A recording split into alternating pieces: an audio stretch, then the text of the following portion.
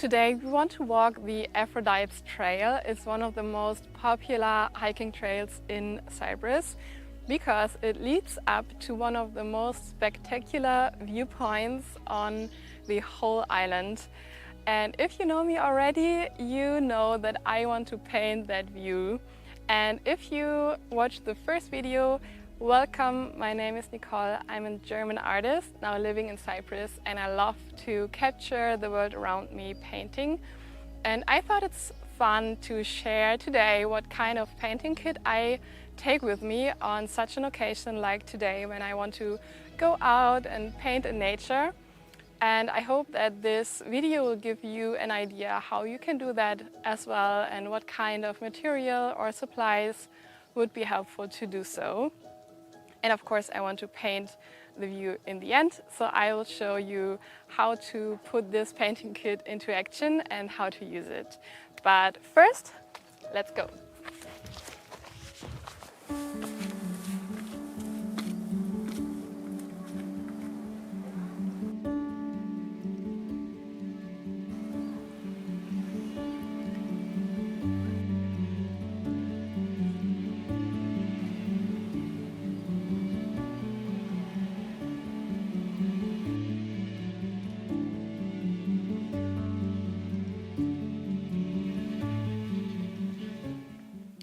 First, you have to decide what kind of color, what kind of paint or technique you want to use, because it will determine all the other material you need. If you want to stay very light, drawing is a great option because basically all you need is a graphite and some paper. But just look around. I don't want to capture this in gray, so I need color. And when it comes to color and painting outside, watercolor is my absolute favorite because it's light to carry, you can activate it with water and you can mix all the colors you need. So if you think of pencils, no matter what kind, if it's markers or coloring pencils, you need to take one piece for every color you want to have or want to use. And it's way more difficult to mix colors. But with watercolor, you can just mix everything, every color you see or you want to capture. And that's what I really love about it. This might be a little bit controversial, but I like to take my big palette with 24 colors. I think most of the people would advise to take a small palette and limited colors because of the weight. But there are truly two things to consider when you go outside and paint. The first is the weight, and it would advise for a smaller palette, but the second is time. And that's a reason why I like to take the whole 24 colors, because mixing colors is definitely possible also with a limited palette, but it takes time. And I like to be very quick if it's possible, and usually you don't have hours and hours to paint outside. So that's the reason why I like to take more pigments with me and have a greater choice. So if you say it's too much, I don't want to carry this weight, and you want to go like maybe with half of the size, there's one tip, and it is to think about what you will paint before. So today I know I will definitely need turquoise. So be sure that you take the colors and pigments with you that you know you will need.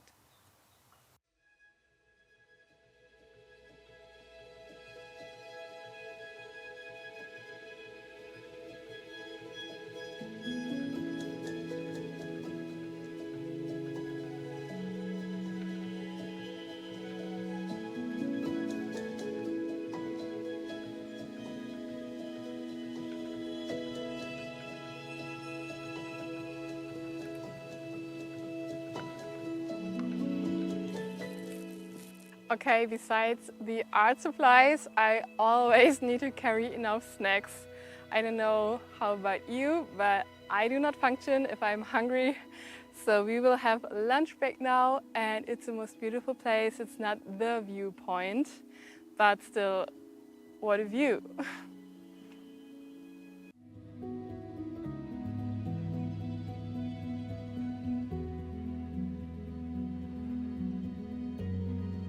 When I'm traveling or out in nature like today, I gather a lot of ideas and inspiration, not only for future paintings, but also for my newsletter. I really love to encourage you to start painting. Maybe you wanted to start painting as a hobby since a long time. And if that's you, you're highly welcome to join my newsletter. I send it out once a week to inspire you and to give the motivation to really get started. It's for free and you can sign up via the link under the description, so maybe we will see you there.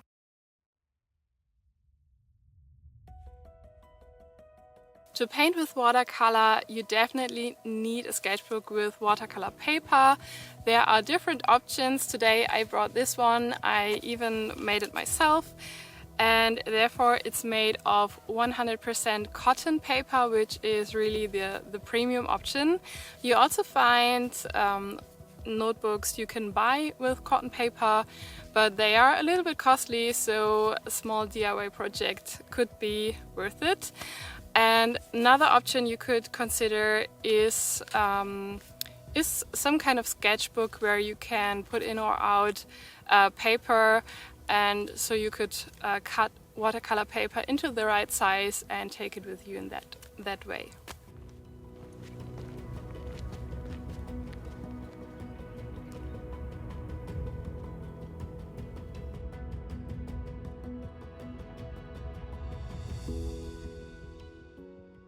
We need some drawing supplies, and for ink sketches I like to take either these fine liner or my fountain pen. Just remember that you need waterproof ink if you want to go over the sketch with your watercolors.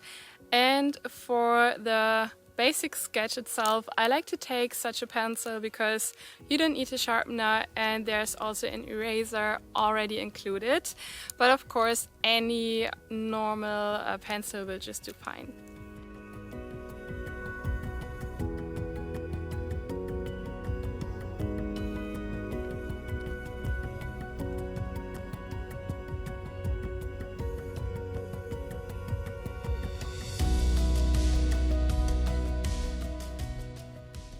When it comes to brushes, a round with a fine tip is the perfect all-rounder. I like to take 2 or 3 sizes, definitely a 4 because it's a small notebook and we don't have like big painting, but also 6 for backgrounds and a 2 if I want to paint really fine details. Don't forget to bring your water. I have this stainless steel cup, but anything that's waterproof and won't lose the water is just alright.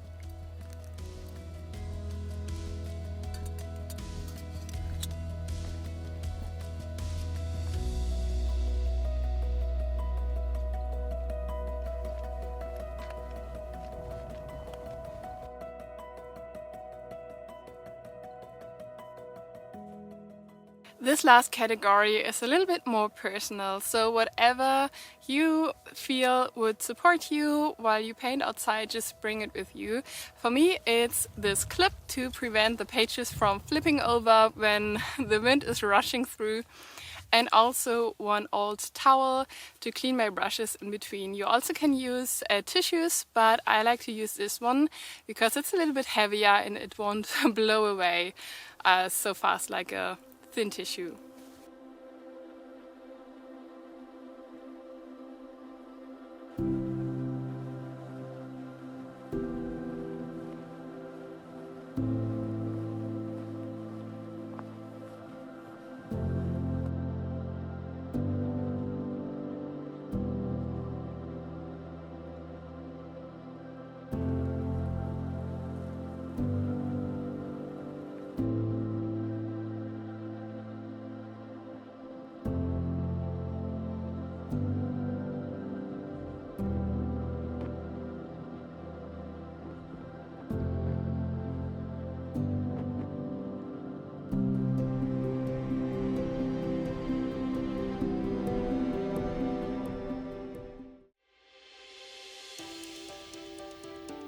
I start with a sketch, even though there isn't too much to draw here.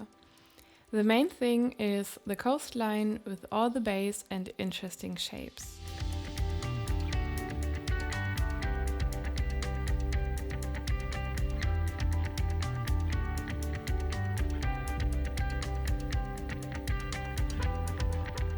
In watercolor, it's a general rule to start with the lightest color.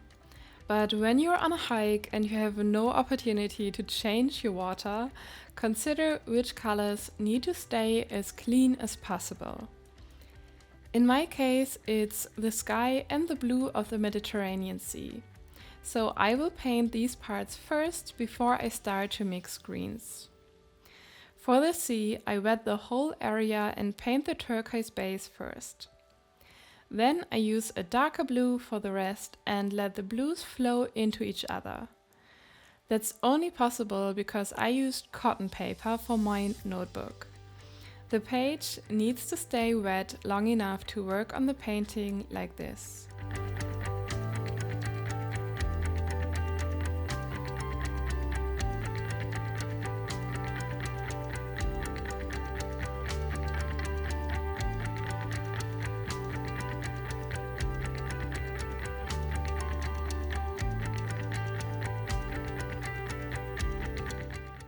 Painting on location is way more difficult than sitting inside with a reference photo, but there's so much I learn every time.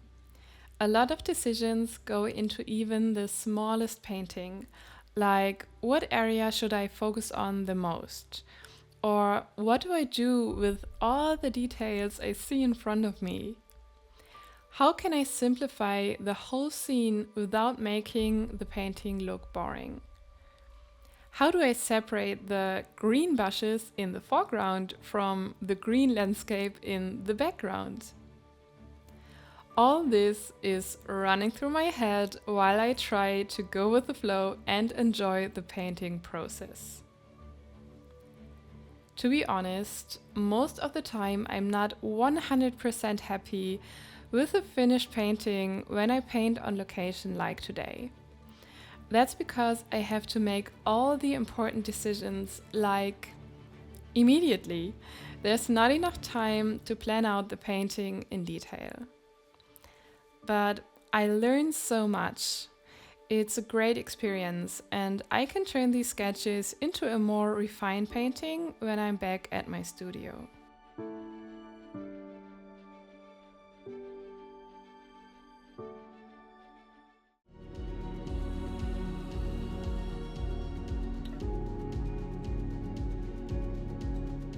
It's again about letting go of certain expectations and embracing the process itself. So don't be too hard on yourself if you start to go outside and paint from nature. Just try it and take it as a fun exercise, no matter the outcome.